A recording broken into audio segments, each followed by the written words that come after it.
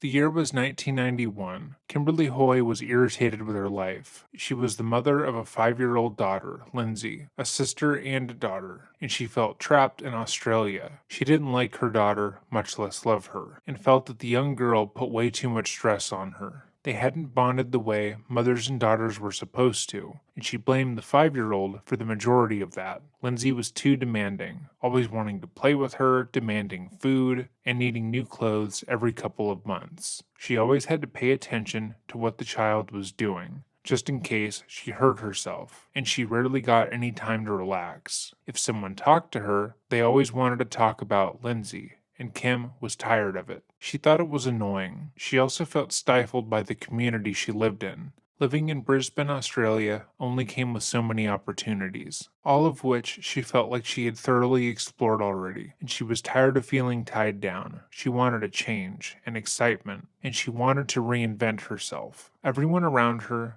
knew her as Kimberly Hoy, and they had already decided who she was and what she was like. She was tired of being a mom, tired of looking after other people, and tired of being just Kim. So, one fateful afternoon, she left her daughter at her mom's house, purchased a one-way ticket to America, and changed her name to Rain Periwinkle. However, whatever dreams she had when coming to America quickly died, and she would eventually become one of the most infamous mothers in the country. Welcome back to another episode of Dreading, or if this is your first time here, welcome. Today we are going to be covering the case of Donald Smith, which is one of our more highly requested videos. This video was one that I had not heard about, but the deeper I delved into the research, the more I was able to find. Reporting on this case is incredibly strange, and I hope to give you the most in-depth coverage, going over all the relative information so that you can come to your own conclusion. I do want to encourage you to check out the sources listed below. That way you can take what I say critically.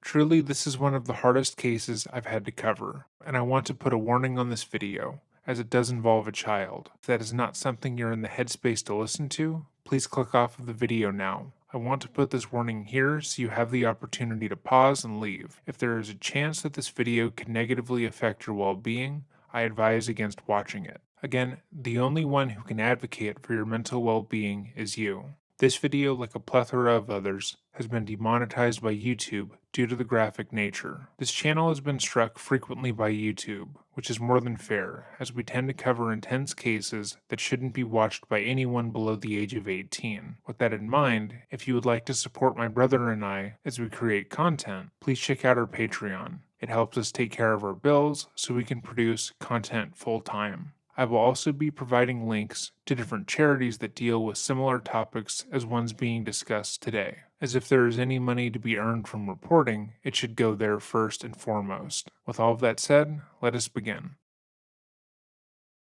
Nothing about Cherish Periwinkle's short life was normal, though friends and family would describe Cherish as a sweet, polite girl who always looked for the best in everything. From the moment she was born, her life was thrown into chaos. Her parents, Rain Periwinkle and Billy Giroux, met at a bar, and Cherish was the result of a one-night stand. Rain falling pregnant had not been in the cards for either of them, but when Rain found out she was pregnant, she knew she was going to keep her second daughter. Friends of Rain at the time would describe the mother as erratic but excited. She told many that this was her first pregnancy and that she couldn't wait to become a parent. Her friends railed around her at this time, partially because Rain had told them all separate stories about who the father was. Some believed he was a past boyfriend who abandoned Rain after finding out she was pregnant. Others believed rightfully that Cherish was the product of a one-night stand, but the other party ghosted the mom-to-be once he found out she was expecting and wouldn't get an abortion. The truth was messier than that, as Rain didn't tell Billy about Cherish until she was 3 years old, when she sued him for child support. Billy was obviously shocked but excited. He wanted most to be a father, and wanted to take part in her life, but Rain had other ideas.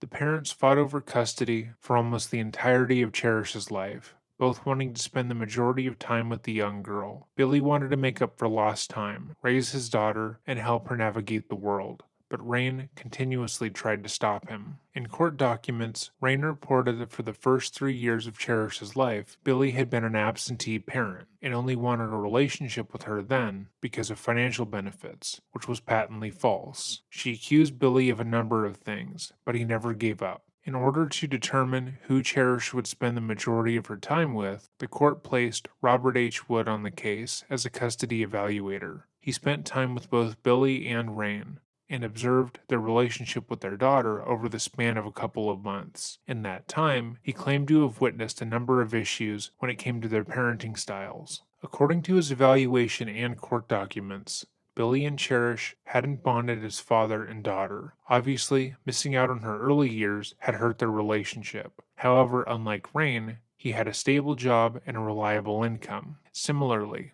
Wood noted that Rain had a tendency to neglect her children at times, especially when in the company of her boyfriend and other male figures in her life. He also claimed to have witnessed multiple emotional outbursts from her mother, stemming from her bipolar disorder. In his report, he stated, "Here, neither parent was perfect. However, between the two, I believe that Mr. Giroux can offer the child some semblance of normalcy and an environment where at least there is a potential for her to thrive. I fear the child's future living with Miss Periwinkle." Despite Billy being a more fit parent, having a job, and seeming to have his life together, the court ultimately decided to keep Cherish in the custody of Rain, deciding that they had already bonded, and it would be easier for Cherish to stay with her siblings. However, that one solitary decision would lead to a tragedy that would shock the nation. Donald Smith was the exact kind of person who could spot a vulnerable child in a short amount of time, and when he saw Rain telling her daughters that she couldn't afford to get them what they wanted at a Dollar General in Jacksonville, Florida, he knew that he could easily con his way into the kids' lives. An overwhelmed and overworked parent struggling to make ends meet was the exact kind of person who would willingly ignore any and all of the red flags that any person offering help would have. A stranger offering your children a $100 shopping spree is easy to say no to when you can afford to buy them everything they need, but when you're lacking a job and financial stability, it becomes harder. That's not to say that every single parent or every parent who has financial issues is directly responsible, or would purposely put their child in a position to be taken advantage of. But based on conversation with predators, parents who fit these demographics are preferred because they are easier to manipulate. And one of these predators who thought this way was Donald Smith.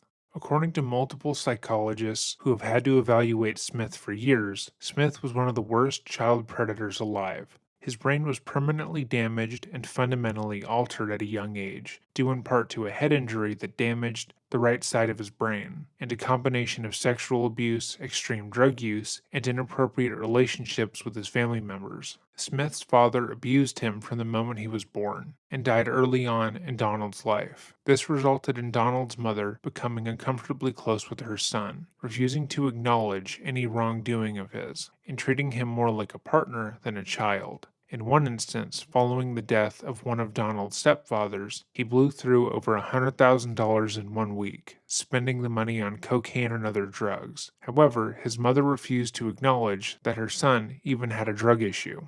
That's not to say that Smith didn't know right from wrong. He most certainly did. But after multiple evaluations of Smith's brain and his neurological symptoms, it was concluded by multiple professionals that he lacks basic impulse control. Psychologist Joseph Sesta, who studied and worked with Smith, that the brain damage that Smith has prevented him from hitting the brakes on his bad behavior, and instead hit the gas. Another expert in the field, Joseph Wu, would state that the damage done to the right side of Smith's brain resulted in the hypersexuality and could release pedophilic orientation. Wu also said that Smith's abuse history, which included being abused by his mother, verbal and physical abuse by his father, and sexual abuse at age 8 by boys in his neighborhood, created the, quote, perfect storm that could lead to catastrophic failure in impulse control, which could result in a destructive life, which his life obviously was.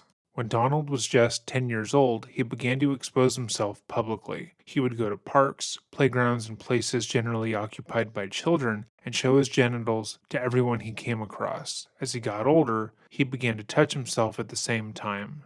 taking delight in the terror and confusion he created. By the time he was 18, he was well known for doing this, but it would be another 3 years before he would be arrested for masturbating in front of a child at a park. He served 5 years and was subsequently released in 1987. Before Smith was released from prison, multiple professionals stated that he should never be released back into the general population, as he could not be rehabilitated. The perfect storm of abuse and trauma, as Joseph Wu had so eloquently put it, meant that Smith could not be rehabilitated and presented a present threat to anyone he came into contact with, most notably young children. He was well aware that what he was doing was wrong, that he was causing harm to people he came into contact with, and he enjoyed that aspect. Despite this, he was released back into society, and shortly thereafter, he attempted to kidnap a 13-year-old Carrie Ann Buck. In September 1992, Smith approached Buck in a van as she walked to a friend's house, and the 36-year-old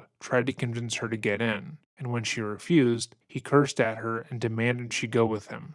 But still, she said no. Carrie Ann ran, making it to her friend's home as Smith chased her in his car, but no one came to the door when she got there. Fearing the worst, she then bolted towards a nearby school playground. She hid in a tube slide, pressing her body against the plastic tubing so she wouldn't slide down. Smith eventually caught up with her and began to call out to her while she hid, although he didn't see exactly where she had gone. He looked around the playground for a short while, but thankfully never found the young girl. After what felt like forever to Carrie Ann, he left the playground, driving away in his van. She waited for a while longer, to be sure he wasn't still in the area, and then sprinted back to her friend's house where they called the police. Later on, the 13-year-old saw Smith's van in her neighborhood and ran to tell her mom. The pair then followed his car, writing down his license plate information with the intention to give it to the police, but before they could, Carrie Ann said that Smith saw her, immediately recognized her, and looked as if he was about to murder her. This failed kidnapping resulted in Donald being sent to prison once more, this time for attempted kidnapping and 2 counts of possession of obscene material with the intent to sell, the material being child sexual abuse images. He was sentenced to 6 years for the first charge and 5 years for the other 2 counts. After being released in 2003, he would be arrested once more and released in 2007 at the age of 51. Donald then moved in once more with his mother, who refused to acknowledge that her son was a sexually depraved predator. She insisted to everyone she knew that he wasn't at fault for any of the crimes he had previously committed, and instead believed that he had been framed by multiple other people. She introduced Donald to a number of people in her community, and these people would describe him as a nice, funny man who, despite being a known sexual predator, seemed more or less normal. Many women would describe him as charming and charismatic, and they allowed him into their homes to work as a handyman. They were well aware of his history, as his mother told them about it, but they felt that his openness in regards to his crimes showed growth and good moral character. Unsurprisingly, Smith hadn't stopped preying on children. On January 11, 2013, a call came into Crime Stoppers regarding Smith. The person had been shopping at Walmart when they spotted the white-haired man lurking around the store. They reported that he was wandering around aimlessly, looking at women who were shopping and taking special interest in those with children. His behavior had been so extremely peculiar that the caller felt the need to alert authorities and give them his description. Little did they know, just 10 days later, the serial offender would go on to do the unthinkable. On June 21, 2013, Rain, Cherish, and her 2 other daughters left the home they shared with Rain's boyfriend to walk to the Dollar General to buy groceries and supplies for Cherish. The next day, the 8-year-old was set to fly out to California to spend time with her father, and she couldn't be more excited. At the time, Rain only had $100 in her account, which had been given to her by her boyfriend to get Cherish to the airport, and she was worried about getting the money to stretch as far as it possibly could. As the mother shopped with her daughters, Cherish expressed interest in a dress, covered in hearts. She told her mom she really wanted it for the trip, and begged her for it. Rain was unable to find the price tag on the dress itself, and inquired to an employee about how much it would cost. Unfortunately, the dress proved to be too expensive, and Rain apologized to her daughter, telling her she would have to put it back, which obviously upset the little girl. Unbeknownst to both Cherish and her mother, Donald Smith had been watching the interaction take place, and immediately began to formulate a plan. After putting the dress back and purchasing all the items they needed, Rain and her daughters headed outside, where they were approached by Donald. He told Periwinkle that he heard her tell her daughter that she couldn't get the dress she wanted, and he wanted to help. When you walked outside the Dollar General, did a man talk to you? Yes. What did this man look like? Describe him for me. He's got white hair.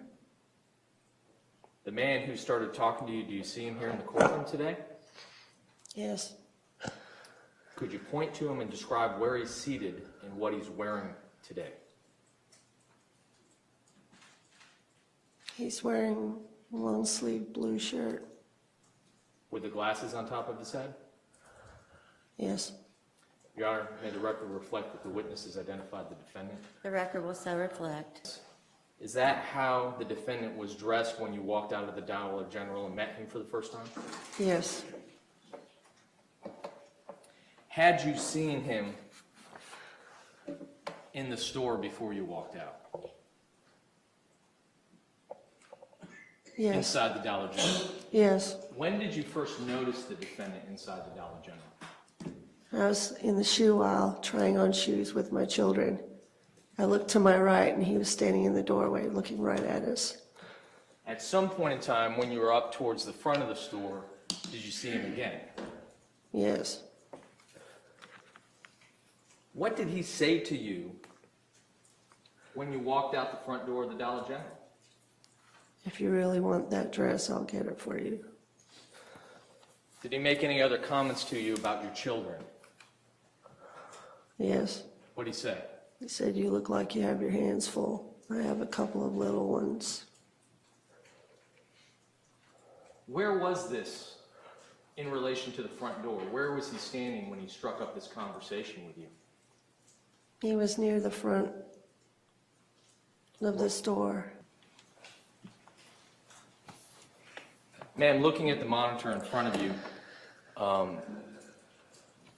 is that the location when he first spoke to you as you were walking out the front door of the Dollar General? Yes.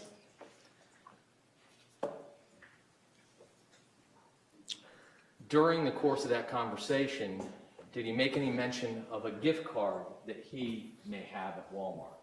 Yes. What did he tell you about this gift card?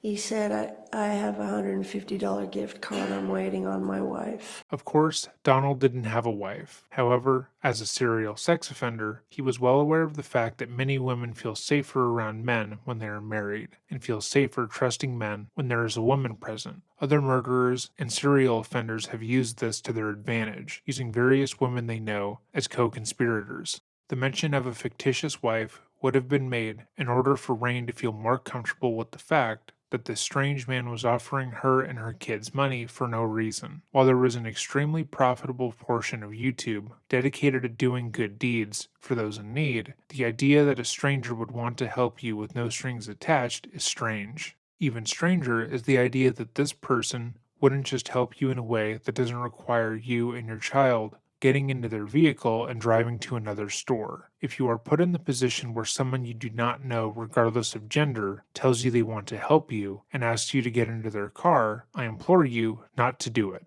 If this person has perfectly honest intentions, they will be understanding of the fact that you do not want to go to a second location with them, and that asking you to do so is a bit strange. Should they continue to pressure you or make you feel as if you're being rude, stand your ground. One of the most effective tools any predator has is their ability to make you feel as if you are in the wrong. They will say you are being impolite, paranoid, or rude. They will tell you that they are obviously a good guy and that something is wrong with you because you have these boundaries. But that is not the case. Do not be afraid to say no or look impolite. It could save your life. The following is a chronological order of events, as told by Rain Periwinkle in court, as well as security camera footage from the day of.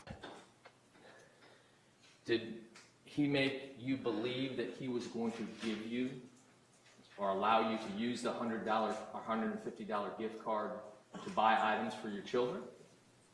That's what I was thinking. And did he continue to talk to you while he was waiting for his wife?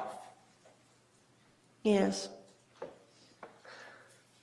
Did you stand there in the Dollar General parking lot during the course of that conversation?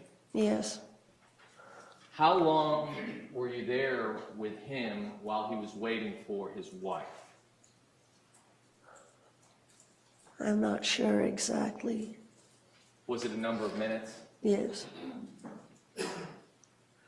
Did he tell you his wife was coming? I kept asking him where she was. What was his response? She's coming. Did he tell you how she was coming? I asked him, what does she drive? He said a gold car. So you waited with him at that point. You were waiting to see if his wife came to give you the gift card. Yes.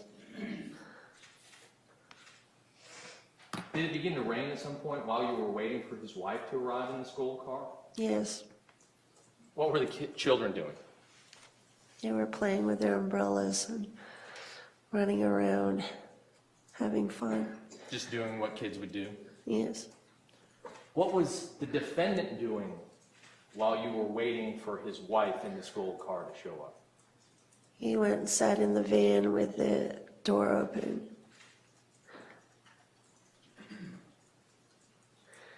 Did the gold car or his wife ever show up at the Dollar General parking lot? No.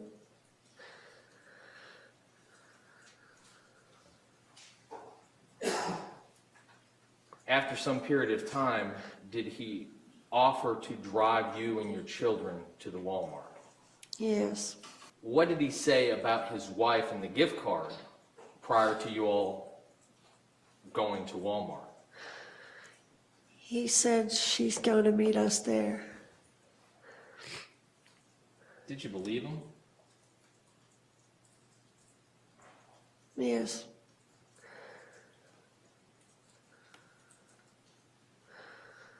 You had seen him in the store before and he talks to you as soon as you come out.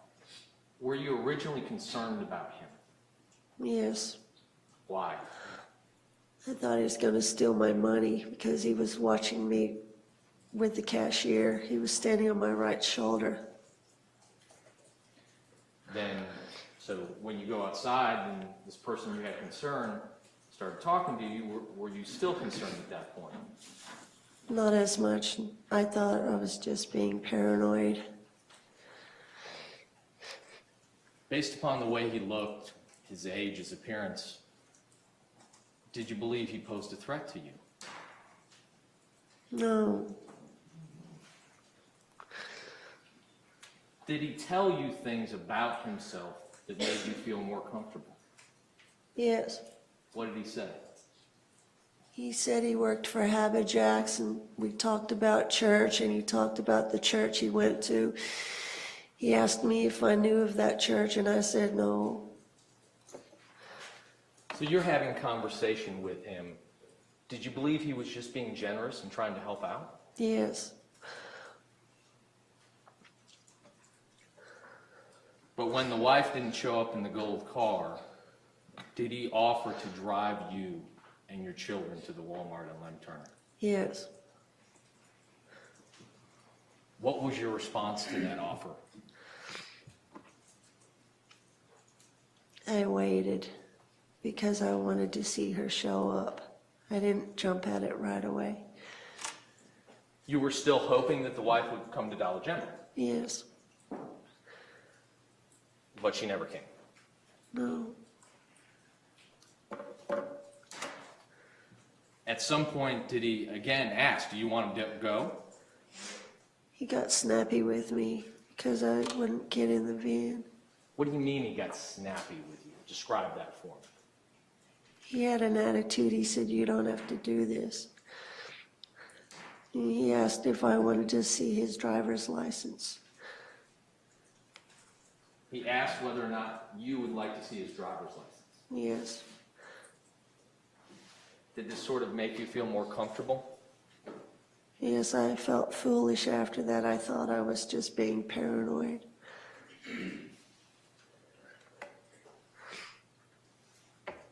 Why were you hoping that this gift card was real?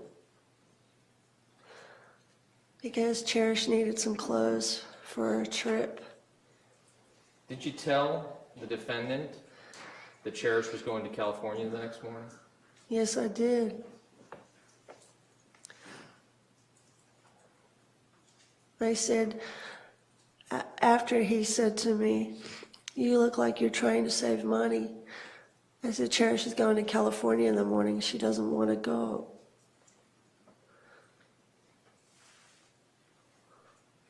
So ultimately, did you decide to take him up on his offer to drive to Walmart?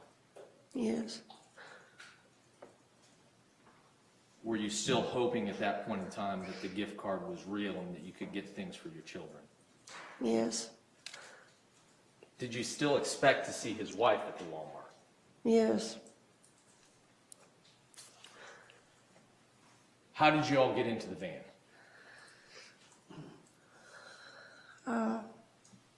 He opened the door and I told him I couldn't fold the stroller, and he told me to just push it in. When the doors of the van opened up, describe for me what the inside of the van looked like.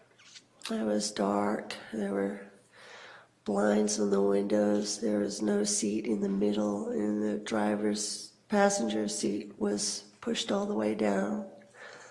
When you say the driver's passenger seat was pushed all the way down, you mean like reclined back? Yes, like a dentist chair. Now, there were no seats in the middle, as you said, but was there a bench seat in the back of the van? Yes. Did you put the stroller and the items that you had purchased inside the van? Yes. He told me just push it in. So you just pushed the stroller up into the van, into the center portion of it? Yes. Now, the van that we're talking about, the photograph, States Exhibit 2, which is up on your monitor, the white van in the top center of that photograph, is that the van we're talking about? Yes.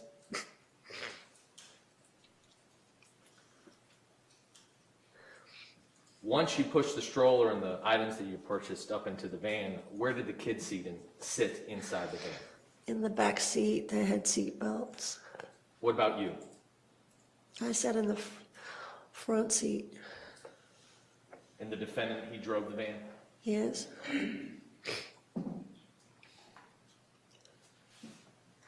Did you leave the parking lot of the Dollar General with the defendant to drive to Walmart, Yes. along with your children? Yes. Did you have a cell phone at this time? Yes. Did you have it on you? Yes. Was it functioning or was it working? No, it wasn't working. On the way to Walmart, did you continue to talk and have small talk conversation with the defendant? Yes. What did you talk about? He wanted to know how old we were, and then he told me he's 61. Did he tell you his name? Yes, he did. What name did he give you? Dawn. Did he talk about the Habajacks and his wife on the way there? Yes, I asked him what he did because he had a van and my ex-boyfriend wanted another van. He said he worked for Habajacks. Did he tell you a little bit more about his wife? I asked him where his wife from, and he said the Virgin Islands. While driving from Dollar General to Walmart, did you ever see his wife or this gold car that she was apparently coming? No.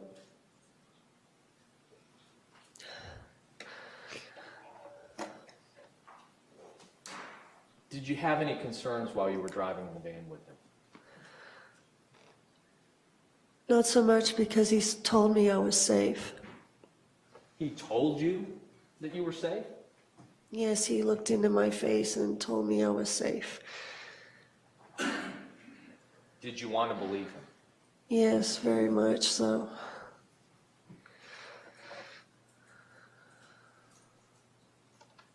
Was that gift card something that you really wanted to be able to get stuff for your children? Yes.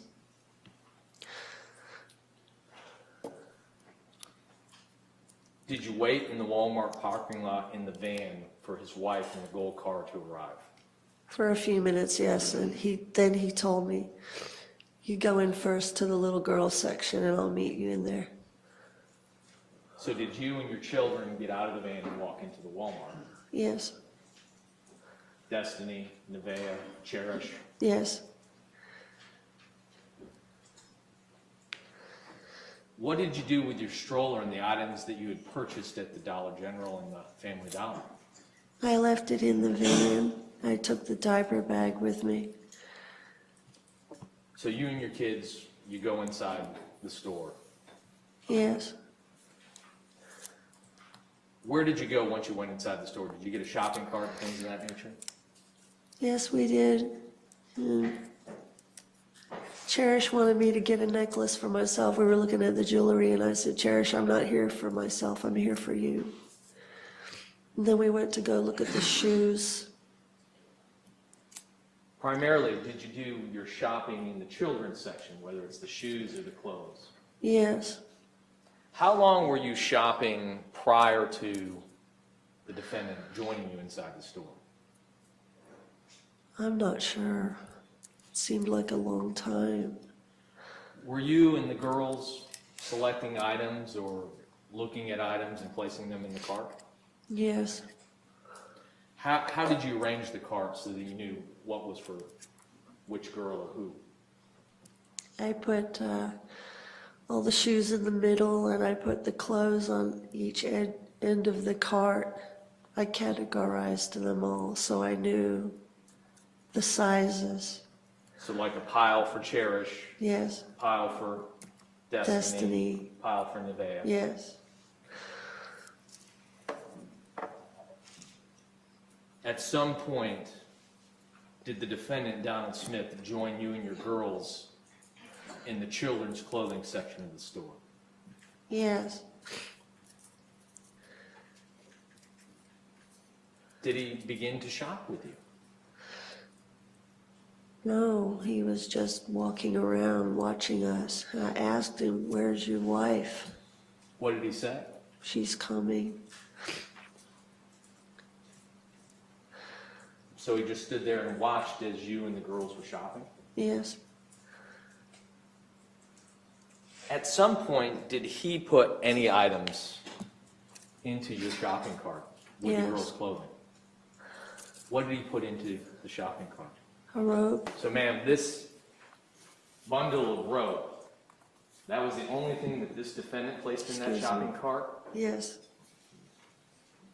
How long were you inside the Walmart shopping? About an hour and a half. And throughout the course of this, was Cherish looking at items and trying some things on? Yes, she was. Did she try any shoes in particular? He gave her 2 pairs of shoes to come show me and see if I approved of them, and I said, no, go put them back. What are your girls doing during this time when you're picking out these items? What are the little ones doing? Just playing, getting a little fussy because it was getting late. They hadn't eaten any dinner.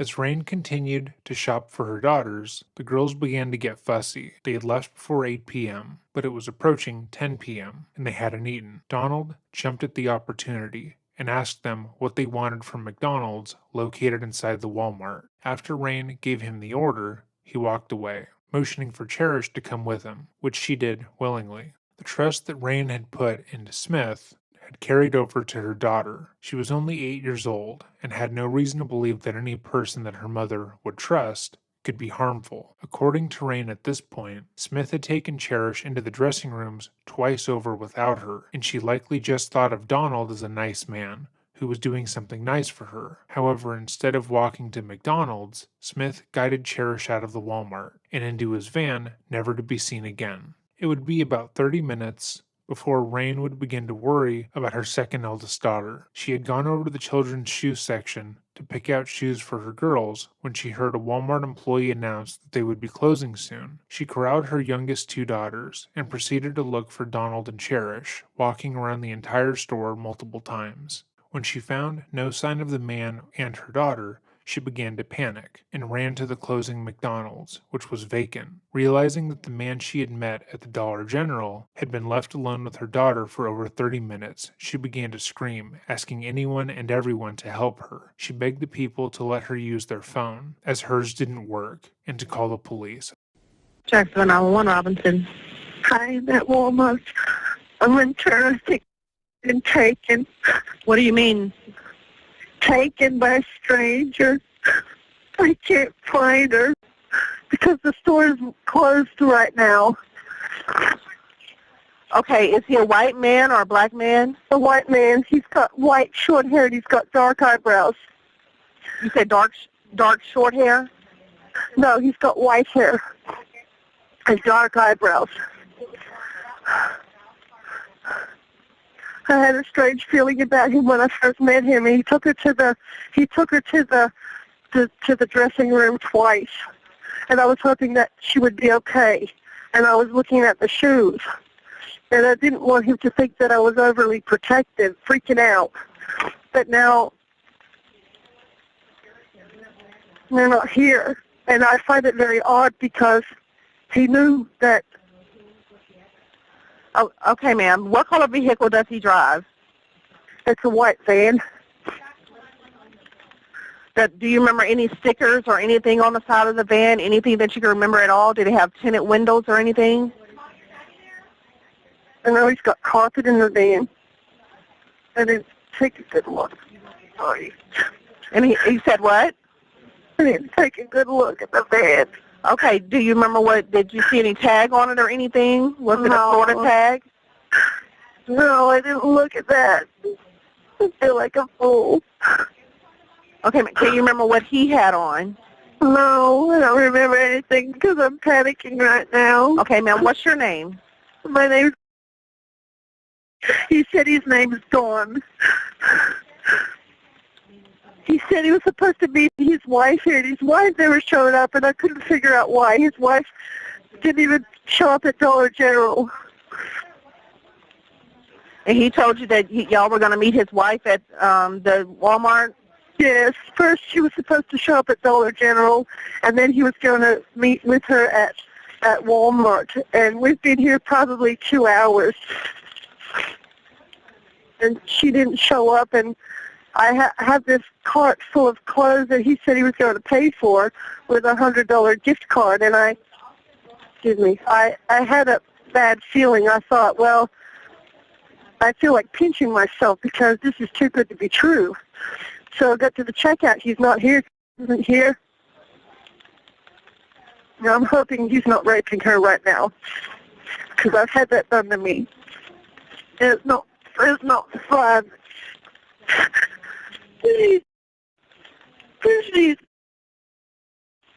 She's supposed to go to California in the morning on the plane, and he knows, as I told him this, he knew when the store was closing.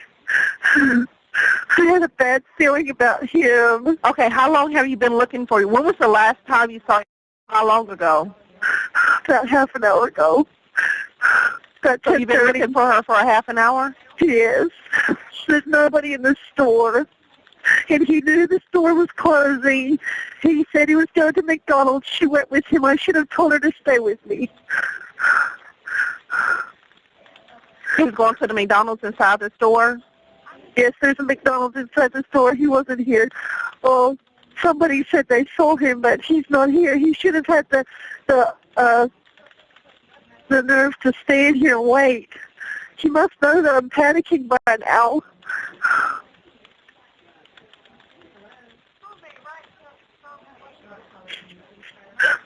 Okay, ma'am, where are you in the store now? Are you outside or where? No, I'm in the front of the store. I think I need to hang up because... No, ma'am. Are you a white female, black female? What shirt do you have on? 5'8". What color shirt do you have on? I have on a short black polka dot dress and brown flip-flop sandals. I have long red hair. And you right in front of the store? Excuse me? Who are you talking to? Walmart employee. They're talking to my girls because they haven't had anything to eat. What you say, ma'am? They haven't had anything to eat, so the Walmart employee was talking to my girls. Talking to your who? My girls. Okay, you have more kids with you? Yes, I have two. My other one, I think he took her. Okay, ma'am, you think she's been taken? You say you have other kids with you? Yes, I do. He was giving too much attention.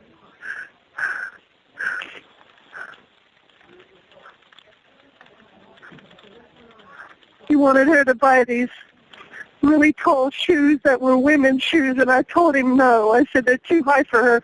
I wouldn't even wear shoes that high. Maybe he was grooming her. I hope to God he doesn't kill her, and I hope to God he doesn't rape her. Okay, and when did you meet him today? I met him at Dollar General on Edgewood.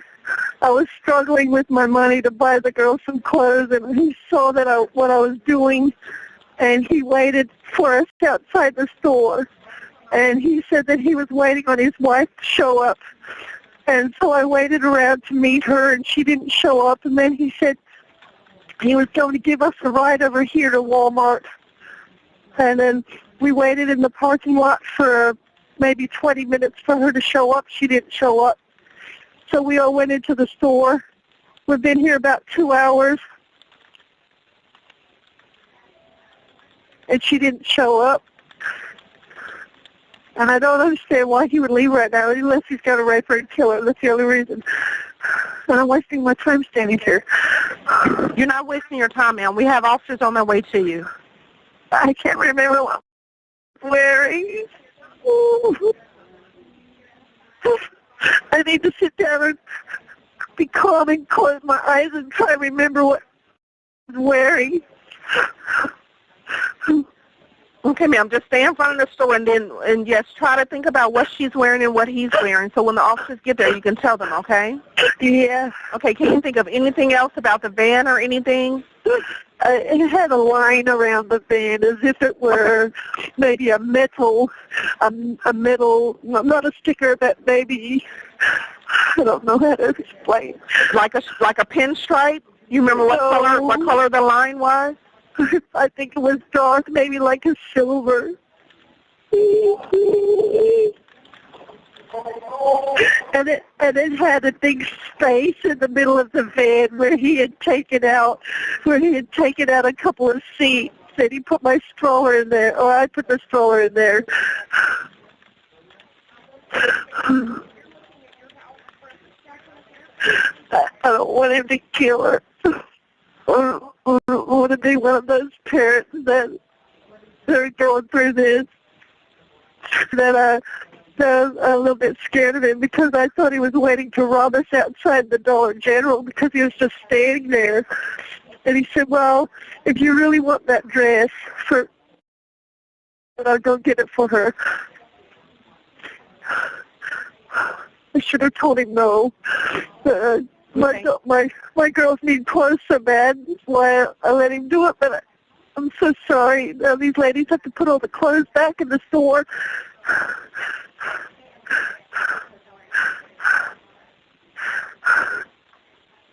Can you remember anything else about him? Whenever you were talking to him, did he sound funny, like he had an accent or anything? Or He said he works for Haberjacks. He said he worked for Haberjack? Yes. Did he say where they lived? No, I don't remember that. He said his wife is from the Virgin Islands. We had a little chat in the van on the way over.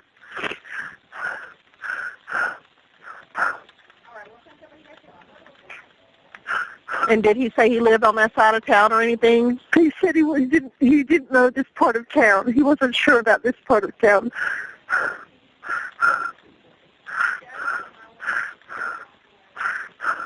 Oh gosh, He knows the store's closed. He knows McDonald's is closed. Why in the world would he take? You don't see the van in the parking lot or anything where y'all left it?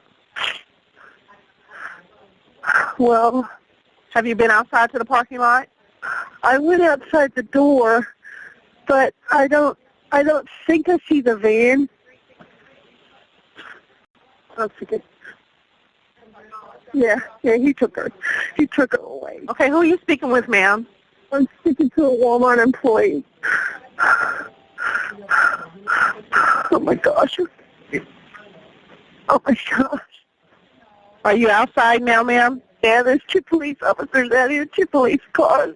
Okay, go ahead and speak with officers. At 11:36 p.m., Jacksonville Sheriff's Office broadcasts the first bolo for Cherish Periwinkle in Donald Smith's white van. Officers were able to watch the surveillance video showing Smith and Cherish inside the Walmart and verified they left in Smith's van, and they were able to identify Donald on the footage. However, most notably, an Amber Alert was not issued until 4 a.m. the following morning, an emergency response system that disseminates information about a missing person by media broadcasting or electronic roadway signs. It's been proven effective in helping locate and rescue a missing and endangered person, as it informs everyone within a certain area to be on the lookout. Given that the police knew what both Don and Cherish had been wearing within the store, what car he was driving, and how long it had been since he left the Walmart, had they immediately put out an Amber Alert, it would have no doubt led to a bevy of tips coming in, and possibly Cherish's life being saved. Unfortunately, that was not the case. Similarly, the media was not informed about the missing child until an hour after the Amber Alert. It would be 3 hours after the news reported on what had occurred that a concerned citizen who had seen the report would call in, stating that they saw a suspicious vehicle matching the one they saw on TV at Highlands Baptist Church on Rutgers Road. Hi, we're calling about a suspicious van over here, a white van. It's not there anymore, but we don't know if he dumped anything because we heard a girl just got abducted from Walmart. 20 minutes later, Don's car would be spotted on Highway I-95, and he would be pulled over. But Cherish was nowhere to be found. Don was soaking wet when he was arrested, and asked where he had been all night. He claimed he had been smoking crack cocaine with a bunch of prostitutes, and he was soaking wet because he sweats profusely when he does drugs. But based solely on that tip that had been sent in, the first responding officer immediately narrowed his search around the Baptist church to the marsh behind it, and at 9:20 a.m., June 22, 2013, Cherish Periwinkle's body was found. The following portion of this video includes graphic details involving the sexual abuse and murder of Cherish Periwinkle. If you are not in a mental position to take on this information, I implore you click off of the video. I myself struggled to record this part so much that I am relying on the testimony of the medical examiner given during the trial. There is no shame in finding this information to be too much, as we are dealing with the very real death of an 8-year-old. If you are currently struggling with your mental well-being, please click off of this video and use some of the resources in the description box down below to get help in your area. Though mental health services can be expensive, please prioritize your well-being in this instance. Cherish Periwinkle was 8 years old. She weighed 67 pounds. Separated from her mother, her little sisters, from all she knew, the safe in this world. She spent the last petrifying hours of her life with him. He gagged her, he raped her, he sodomized her, and then he strangled her. He gagged her with such force, her gums and her nostrils bled. He strangled her with such force, her eyeballs bled. Cherish did not die quickly, and she did not die easily. In fact, hers was a brutal and tortured death. And after he killed her, he pulled her little, lifeless body through the woods, pushed it under the water, forced it under a tree, and took asphalt, bricks, and debris and weighted her down. Because he planned for no one to find her. But as you learn, things did not go according to his plans. Despite all the evidence against him, Don felt the need to put those who loved Cherish through hell by subjecting them to a trial. He knew he was going to jail, more than likely for life, but he wanted the spectacle and to feel a modicum of control, so he pled not guilty. The nation was shocked by the case and rallied around the family. Rain did multiple interviews discussing how Dawn should have been kept off the streets and that the justice system had failed her and her daughter, but opinion of her was mixed. People were confused as to why she allowed a stranger to go into her 8-year-old's dressing room and why she went with him in the first place, while others felt as if she had just been too naive. Most people couldn't help but notice her erratic behavior, and in one interview, Rain went so far as to claim she was a psychic, oh for fuck's sake, and had predicted Cherish's death years earlier, stating that, quote, "I always knew Cherish would die when she was 8, unquote. However, less than a month after Cherish's death, her 2 youngest daughters were taken out of her care by the Department of Children and Families. Though no reason was ever directly given as to why the girls were removed from the family home, John Hall, a spokesperson from the department, stated simply that, in cases like these, we work to get the parents and the children reunited when it is safe to do so. Following the removal of Cherish's younger sisters, Rain's previous life in Australia was made public, and people were horrified to find out that she had abandoned her first daughter years before Cherish had been born.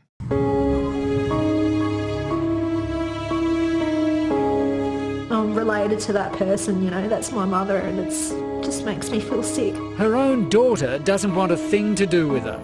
I've never wanted to have anything to do with her because of who she is. That she's a bad mother. Her sister refuses to talk to her. Quite simply, is she the world's worst mum? It's the worst I've ever heard of. Worst case of child neglect that I've ever heard of. I wouldn't wish this on anyone. Clearly, Rain Periwinkle doesn't think she's a bad mum. And the nausea I feel, and the pain, and the agony, and I don't want any mom to have to go through what I'm going through. She's my sister and I love her, but I'll never forgive her for what she's done. Rain's sister Kerry and Rain's oldest daughter Lindsay say Rain is the reason one of her children is dead. It's terrible, but I think about it every day. I can't sleep. You know, so it's been a year and it feels like it was just yesterday. As soon as I start thinking about it, it kills me, so. And Lindsay, can I ask you who you blame for what happened to Cherish? My mother. 100%. Oh, you know, that pedophile was going to get, any child was going to get somebody, he was going to do it to someone. And he saw my mum as an easy mark. He was a known pedophile. 40 years history, 4 decades of sex offences and crime against children. I thought I taught them everything about stranger danger thing, but he was smarter than I was. Even more distressing, before she was murdered, little Cherish begged her grandmother Leslie to let her come and live with her in Australia. I don't really think they were being looked after, and it really worried me. I really think there was something was going on. Do you feel that the community and individuals are really blaming you for it? Yes, a lot of them. In the States, Rain Periwinkle has become big news. If I could say one more thing to Cherish, what would it be? Wait for me at the gate. She's enjoying being a public figure and really doesn't understand that what she's done is so wrong. Public opinion quickly turned against the mother, and many people began to blame her for what had happened. She continued to do interviews and press appearances, stating that she was working hard to get her youngest daughters back into her care. But according to the court records, that was not the truth. The girls remained in foster care for a year, with the courts giving Periwinkle that time to come up with a plan. She was told to get a job and find suitable housing in order to gain back custody of her daughters, but she never did. Instead, according to court records, Periwinkle said after Cherish was murdered, she was unable to keep a stable job and was often turned down because of who she was and because people blamed her for what happened to Cherish. On top of that, She was grieving the loss of her child and was in a dark place. In a shocking and happy turn of events, Periwinkle's daughters were adopted by their estranged aunt who lived in Australia. Both girls were reported to be living happy lives with their aunt, and according to the latest sources, have adjusted well to their new lives. At the trial, Donald had little defense. His lawyers attempted to argue in their opening statements that Rain was more responsible for what happened to her daughter, as she had let the girl go off with him. But much like Joel Guy Jr.,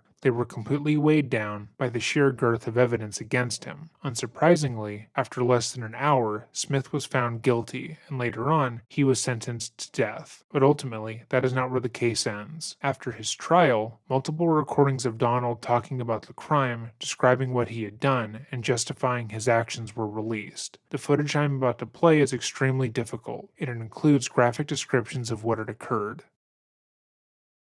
TV cameras rolling in the back of the courtroom. I think it may have been Jennifer Roth that was back there. You know Jennifer Roth, right?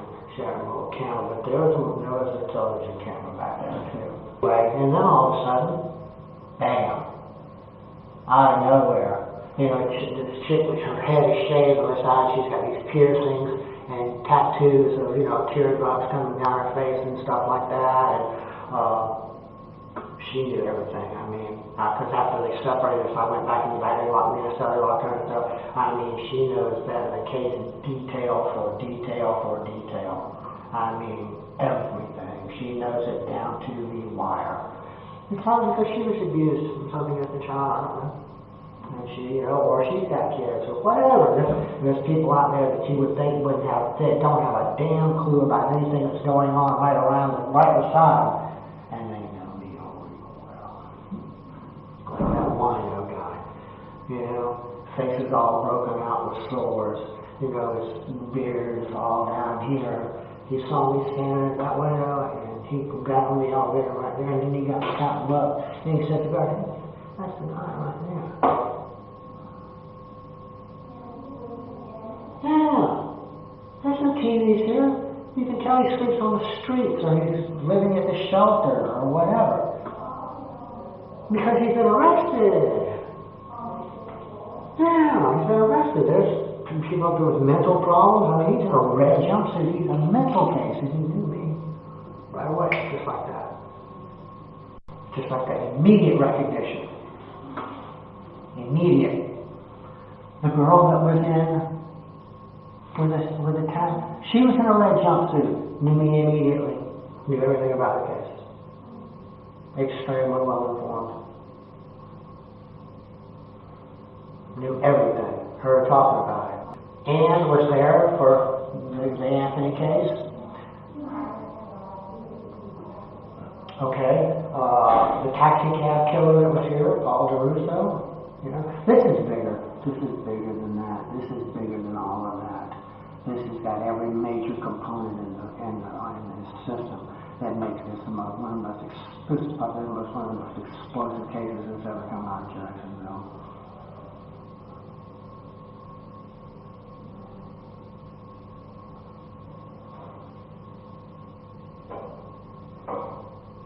Yes, really.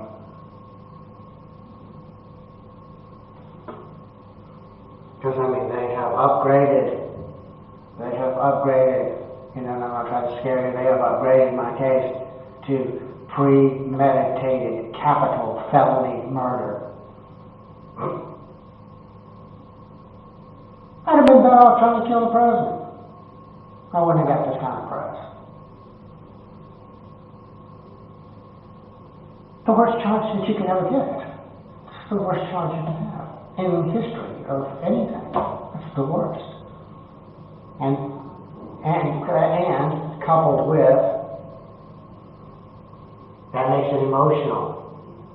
I'm telling you, it's a powder keg. It's a powder keg. I could easily see it turn into a riot downtown. I'm telling you. It's that big. I don't know if you realize it. Yeah. This is way bigger than anything. It's way bigger than Anthony.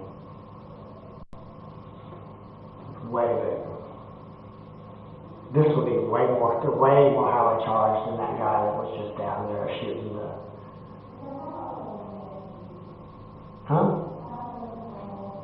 All the details are this. Capital. First, premeditated. Capital murder. Capital, it's the charge. Capital sexual battery on a minor under the age of 12 and kidnapping from a Walmart. Those ingredients right there are a nuclear bomb.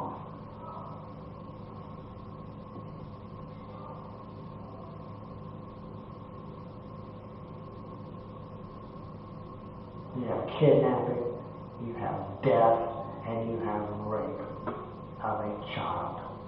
That is explosive material to the max. Haley Anthony didn't have all that. She was just missing. And look at that. I mean, they have bodyguards all around her. They didn't even know whether the child was dead or alive, just missing. This is huge. Be aware. It is huge. It's as big as anything that's ever hit. It's as big as any Jimmy Rice or anything like that. It's that big.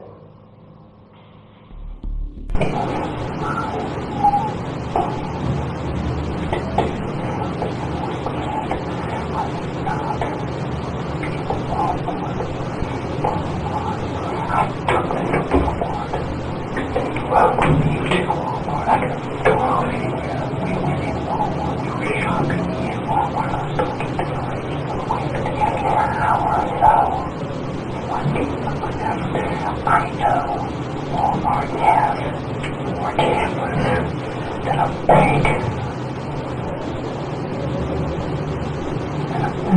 There's no way. You crazy.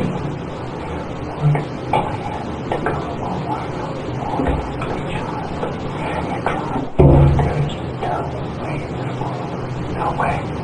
I'm not that.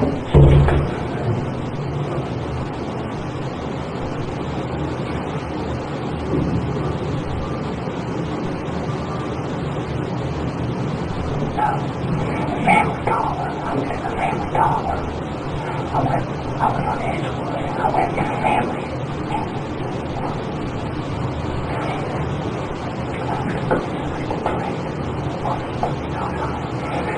And she was inside.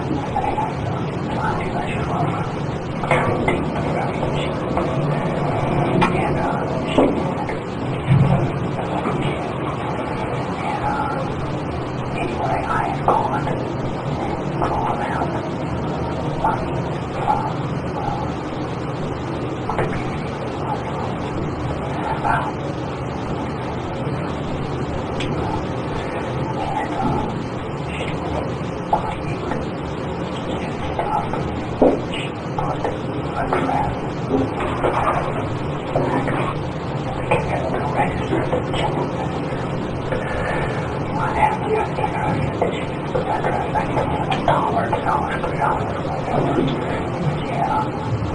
I went outside. She came out. I'm going to Walmart. If you want me to go to Walmart, you might want to go to well, I don't know. She said, Joe, I want to go out and talk to strangers when I understand the problem. It started raining. So she said, well, I take what I can go out to Walmart. It's okay, fine. She had a stroller. One seat stroller, but it's there. Because she had her packages in there. Straight Mystic Ray went to Walmart. So I told her, you need a dress, a pair of shoes for your kid. The kid was going to California the next morning.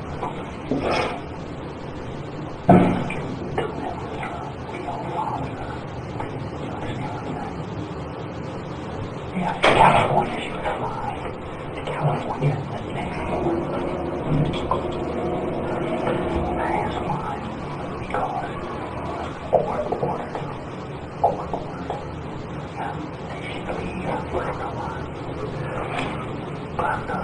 was kind of deep.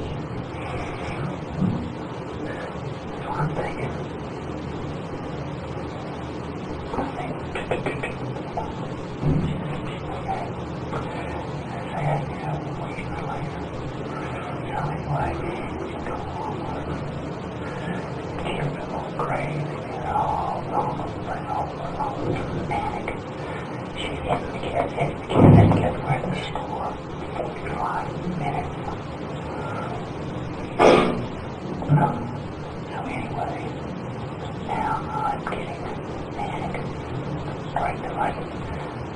I'm thinking, oh God, I'm going to get away from these people because now they're going to want to ride home. They're going to ride home. I'm sure. They live on them turners. Don't put them on them turners. I'm manic. I'm going to get out of here now. So anyway, intercom says the store is closed. 24-hour Walmart. Not anymore. It's changed. So I said, okay. I'm gonna go get something to eat. They're all shopping. Little girl said, I'm gonna go get something to eat. At McDonald's up front. I can separate myself and leave. So anyway, I'm walking out, she comes up.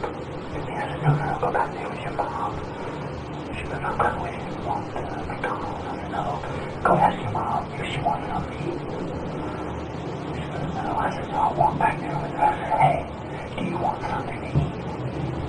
Yeah, I said, I'm going to grab some couple cheeseburgers. You want cheeseburgers? She said, yeah. So I told Cherish that your mom wanted to eat some cheeseburgers. I'm going to just walk out the door. She walks up there. So I took the girl on the floor. I said, are you closed? Yeah. I said, how much drive did you cheeseburgers be out of? She told me, I said, okay, I'll be right back. I'm going to get my wallet. I told Cherish, stay right here. I'm going to go get my wallet. I go out the door. I get halfway across the parking lot. Here she comes running out the parking lot. She goes, where are you going? I said, go back inside. I'm going to get my wallet. I'm trying to drive away. I'm trying to get away. When I get out to my van, security comes right there in front of my van. She comes running up. And I'm panicking. Now I'm panicking. Now I'm a sex offender. An 8-year-old girl out of the parking lot of my truck with security right there. Her mother is inside. My mind starts to freak. And I mean, freak. I'm shaking because now this is kidnapping. I have moved her out of the building.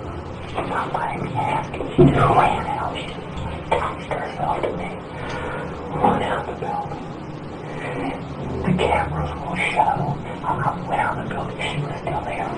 She ran behind me to catch me. I'm hot. Now I'm freaking out because that's like, shit, I'm afraid of this girl. I'm panicking. She was in a pitfall. I'm freaking out. So I'm thinking about it, telling security, hey man. But he drives off. He's right in front of my van. He drives by. As she runs up, got my van door, but she just comes right in the van. That's what I told Harry. He says, man, what she got in your van, you were fucked. I said, you're right. That's exactly what my mind said. Don, you've got an 8-year-old girl in your van. They'll never believe anything that you say. If her mother comes out right now, what are you going to do? What are you going to do? I'm telling you, I was freaking out. It's my headlights were like flashing, and I'm freaking out. Freaking fuck out. And I'm thinking, okay, I'm gonna start my van, and pull up to the door. And it's like, then what the fuck am I gonna do? She said, there's my little girl. I went out, so I turned the other way. And there was a car in the parking lot. Another car with people in it, so I stopped. I was gonna tell them, hey man, take this girl back inside. But now I'm thinking, holy shit, I don't know what to do. In my mind, it just went boom.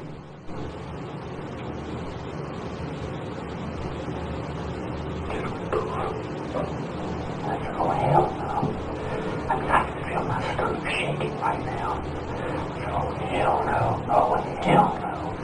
I don't know what I'm going to do now. So I'm in the parking lot.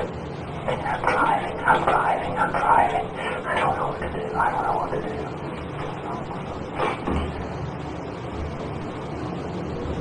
on just about me. All I knew was, you gotta go. You have to go. I don't care how. You gotta go. It happened.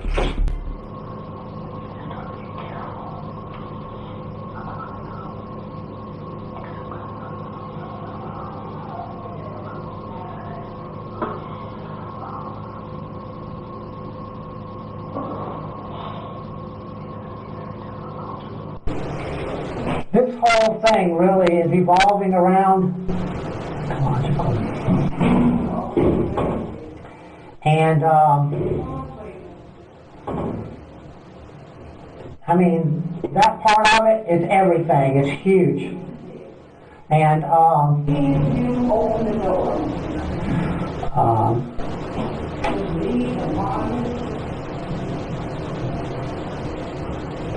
Anyway,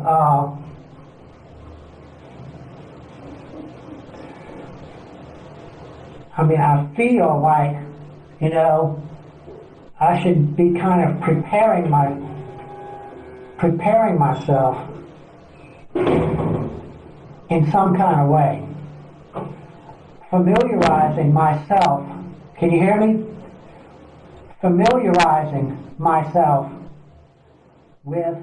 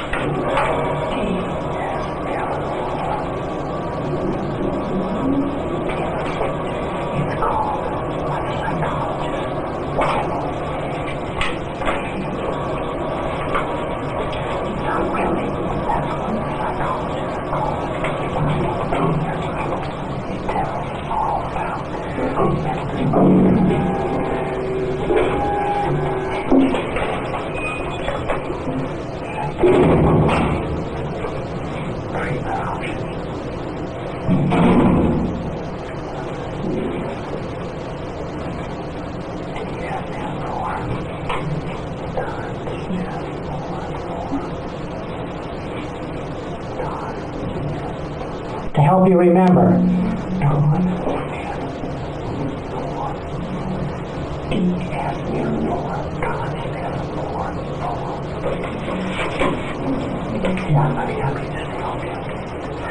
That's obvious. I hope they would be happy. Why do you want this? Naomi. It does not have to be this book. Any book. Any book. That, textbook. Textbook. Paperback.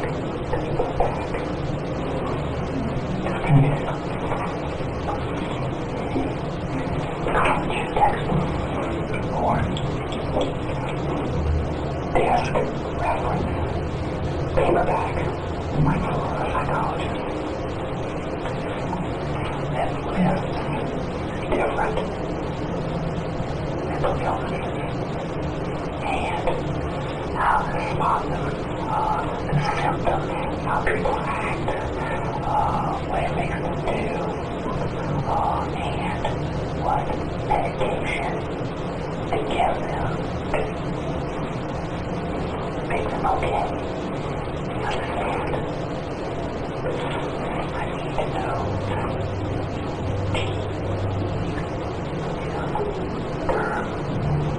terminology, words, or the symptoms. Hyper or here.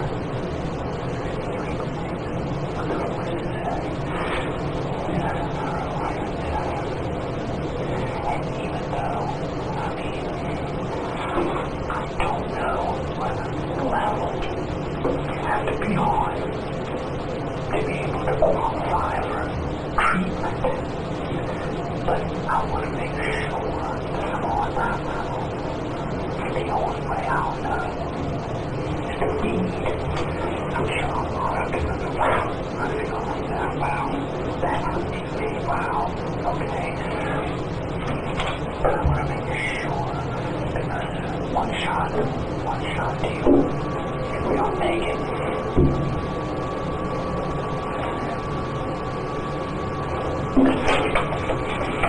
every psychiatrist, every psychologist, every mental health professional has this book. It is a mental health Bible. It talks about every mental illness there is, the effects of that illness, the symptoms of that illness, and the possible treatment options for that mental illness. I need to realize what it is that I've got for my own personal benefit. I need to know what I have. So I can read it and say, oh, that, man, I feel like that. Damn, that happens to me. Damn, sometimes I feel like this and I do this. That's me right there. That's what I need. I interview with doctor. I'm not to say, I'll know what you're looking for. I mean, still, I won't come home right away, or for a very long time, probably 9 years, but at least I'll be safe. Hospital-like, civilized, treatment setting where people treat you like a human being. I'm not afraid all the time. You know, I can get medication for what's going on with me.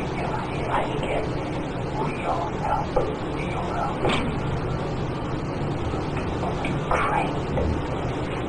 They're professionals.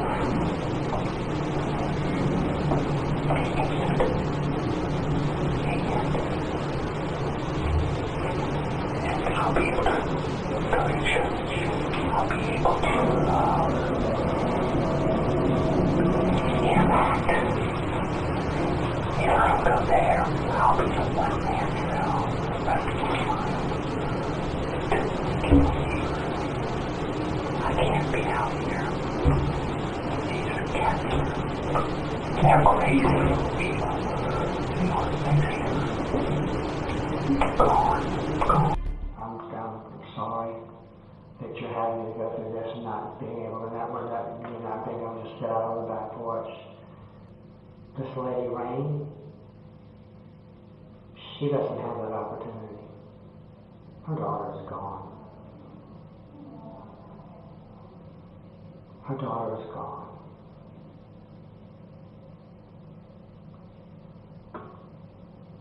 No last words, no last I love yous or whatever. She's just gone. I'm not sure, what's going to happen here. I was arrested on the 21st, I believe. And I was booked into the county jail on the 22nd. So the incident would have happened on the night of the 21st. I was booked into the county jail on the 22nd, which would have been Thursday, and then the Friday would have been, I would have been gone to first appearance. Just kind of lining up. Once it's over, though, when this thing is over, it's just going to be over. It's just going to be over, and that's it. So, we'll do what we can do. I can't say things to these people, like Woodard and stuff like I can't say to them. There's just no way. Nothing. There's no way. The private officer, yeah. But there's no way because I'm not in the program.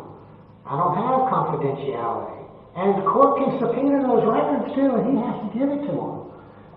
So there's I just never, or AA. How in the world? You know what I mean? There's no way. You may have to call an attorney. I don't know yet. Try to find out as much as we can before that court date, because this court date could be the whole ball of wax if we don't prepare ourselves.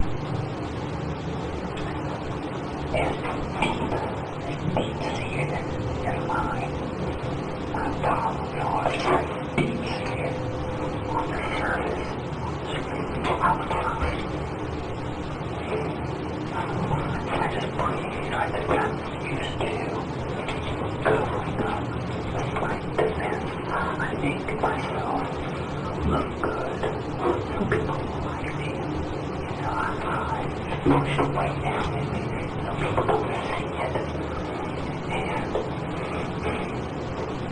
it comes out like at one time. All of a sudden it just comes out. Stress, panic. It manifests itself in a million different ways, but every year I would think, well, what am I going to do about it this year? Am I going to just go to my grave sick and hiding and alone, or am I going to do something about it? Too much to face. I'll never be able to work through it. That's what I'm telling myself. Never be able to work through all this. Never. I'll never be okay. So rather than spend the rest of my life being humiliated by myself, telling all this crap in my head,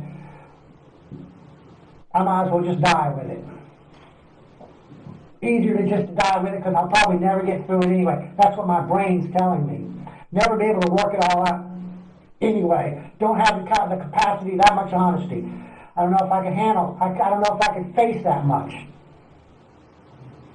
Don't know. If I could, I'm already so separated from society already, because of my thinking, that if I were to start admitting, and start disclosing, I don't know anything about a healing process. I thought it was just, okay, now everybody knows, but nothing's going to change. So now I'm worse off than when I started. That's the way I feel, you know what I mean? But that's the reason I really kind of want this, because at every turn, for some reason,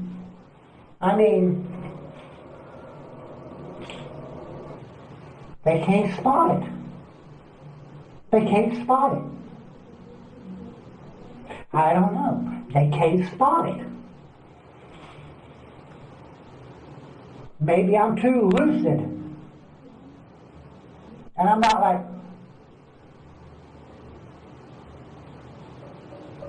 you know, like you see guys or like,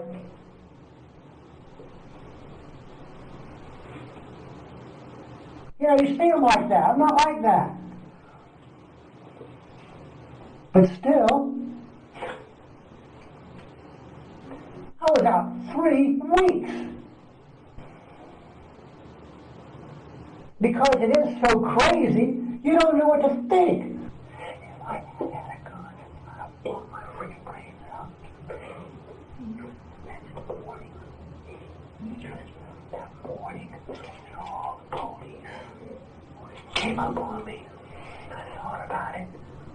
About taking Rich's and Charlie, walking in that back seat, putting it right there, jumping out of my truck to kill me.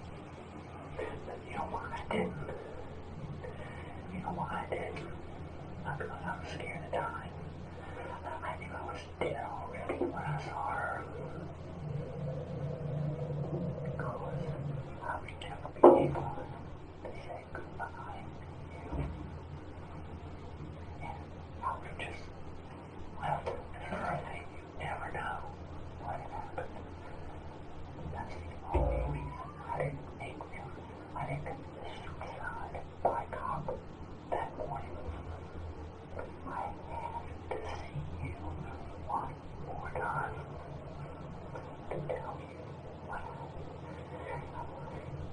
I'm sorry to say I don't know how this happened, and I really, really don't. I don't know. But I'll tell you something. I damn sure better know.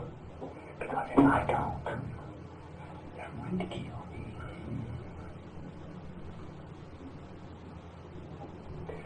I can't go to prison. I can't go to prison. I can't go to prison. Away with my charges.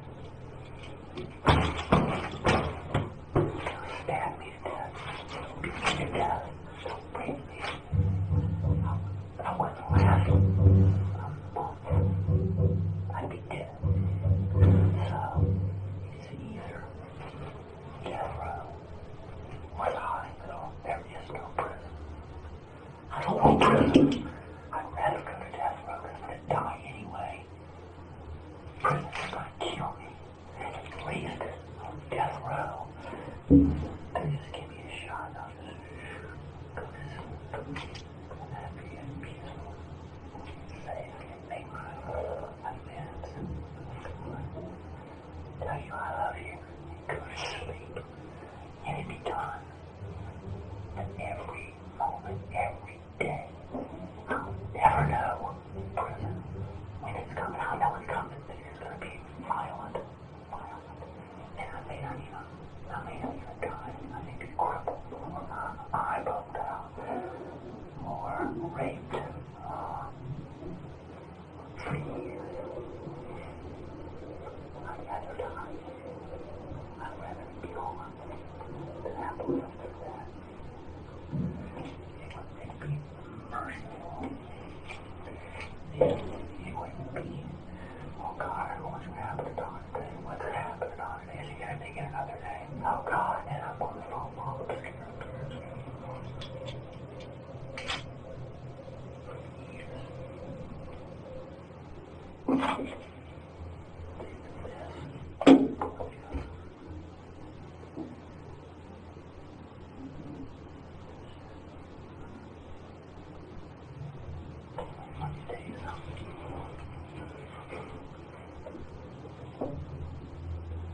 You know me pretty freaking good. You know me pretty good.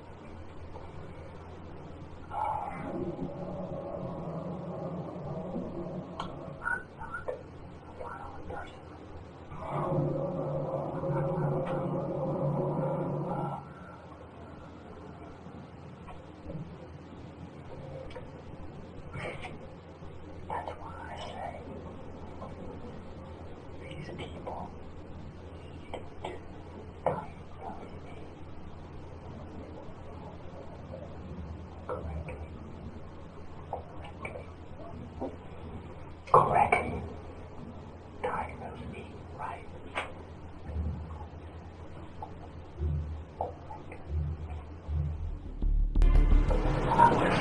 beyond comprehensive fear.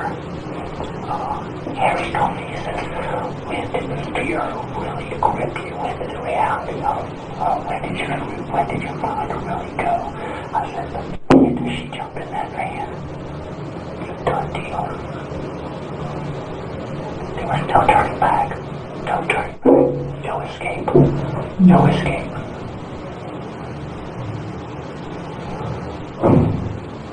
No. How do you make the pain grow? What?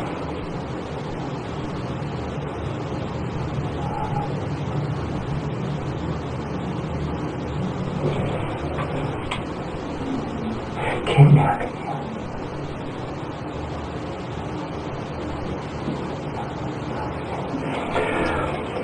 I don't understand the thing. I don't really, I'll tell you the truth.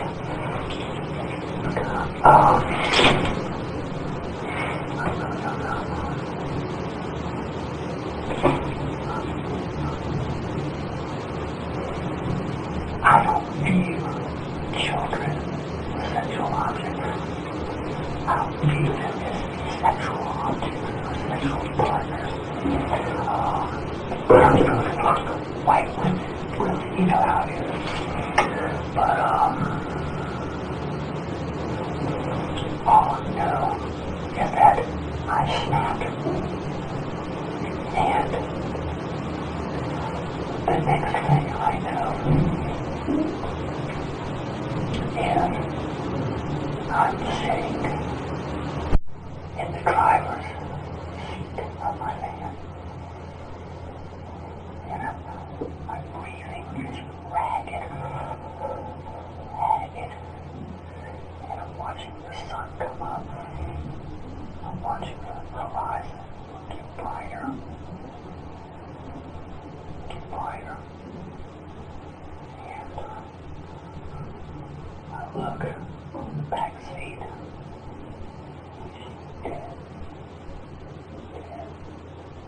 And I swear, I don't remember what I was so far gone. I can tell you, it was like freeze frames, living freeze frames. A car going by here, a car going by there, bright lights, a street sign, a house, a road, turn down the road, back out of the road, back out on the highway, more lights. What am I going to do? Look up, she's back there. Where are we going? I don't know. What am I going to do? What am I going to do? What am I going to do? And my mind just gone. Shut down. Shut down. I could have robbed a bank and not remember.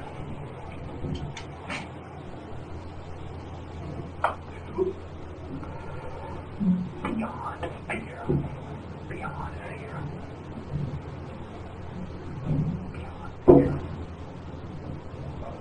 Could it have happened the way they said? Yes, it could have.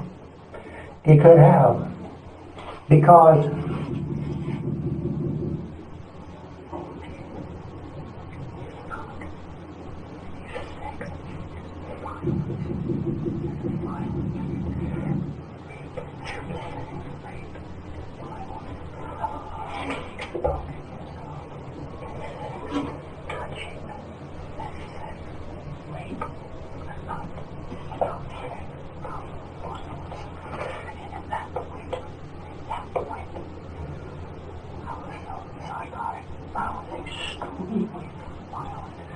she had to go. I don't care how she had to go. That's my life. Stay right there. You're gonna kill me. Shit. You're gonna kill me. It's your fault. I'm gonna die. I'm raging.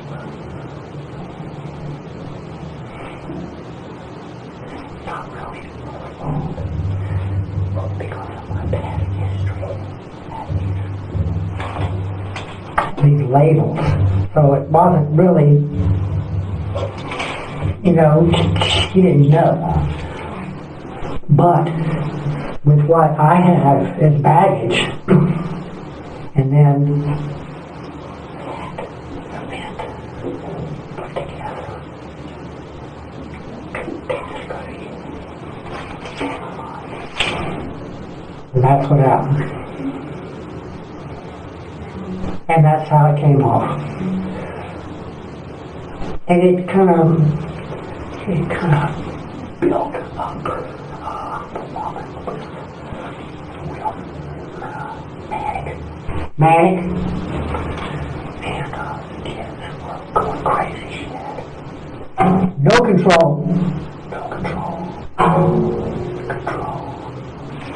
Control over the children.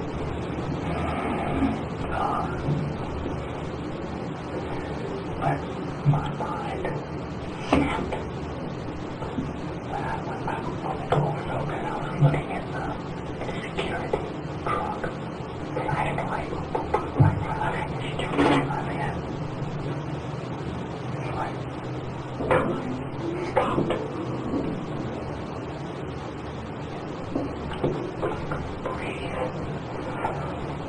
Breathe. I'm shaking.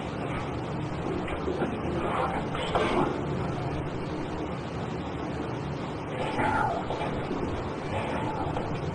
went away. Couldn't hear. Lights became blinding. Street lights. Bright. Burned.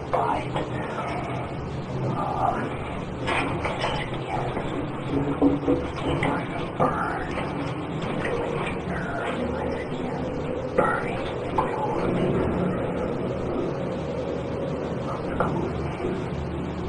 Gone. And then flying around and got worse and worse and worse. Cars flying by, zero wheel flying by me. I don't know where to go. I don't know what to do. Lights blinding me. Blinding headlights. Signs. Turn down the road. Dead end. Turn around. Go back. Turn down the road. Go around. Turn back. Go to the main road. More headlights. What am I going to do? What am I going to do? Time and wait. What am I going to do? And all of a sudden it's just... I was gone. I pulled out brake gear. I was gone.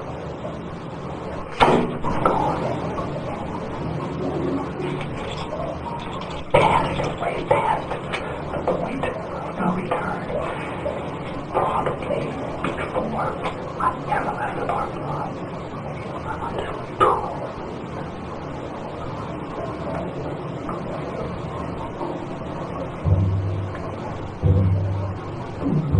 No man, no matter what, no man. I'm gone. In my mind, stop. The minute she got in my face, I'm gone. And my mind could not handle all my plans. The minute she got in there, I could see it. Steel door, bam.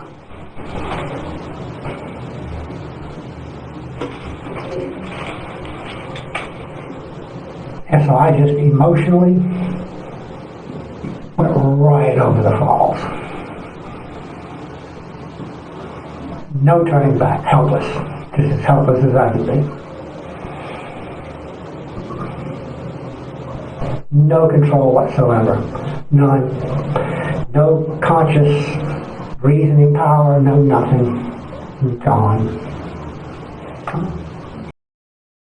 As of today, Donald Smith is still on death row where he belongs. This case is one of the worst things I've ever had to cover, and I implore everyone who has made it to the end to consider donating to one of the charities listed in the description box down below. I myself will be donating a portion of this month's profits to a number of charities having to do with cases I have covered. Thank you for watching today's video. If you have enjoyed the coverage, please consider liking the video and subscribing. If you want to support this channel and my ability to continue making true crime content, consider supporting me on Patreon. And remember to have a great day and stay safe.